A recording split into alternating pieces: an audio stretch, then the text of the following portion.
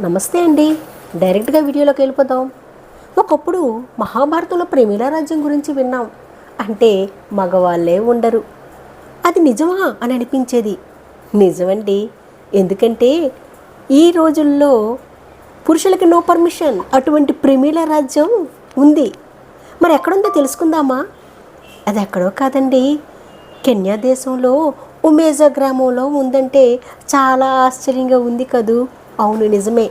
అక్కడ మగవారికి చోటు ఉండదు. ఆడవాళ్ళు మాత్రమే ఆ ఊర్లో చిన్నపిల్లలతో సహా ఉంటారు. ఒకవేళ ఆ తల్లులకు అబ్బాయిలు ఉన్నారనుకోండి, ఆ అబ్బాయిలు 18 సంవత్సరాలు వచ్చినంత వరకు మాత్రమే ఉండాలి. ఆ తర్వాత వాడిని తగిలేసేస్తారు. పౌరసత్వం కూడా ఆడవారికే ఉంటుంది. వాళ్ళు రకరకాల ఆభరణాలు తయారు చేసి టూరిస్టులకు అమ్ముతూ ఉంటారు.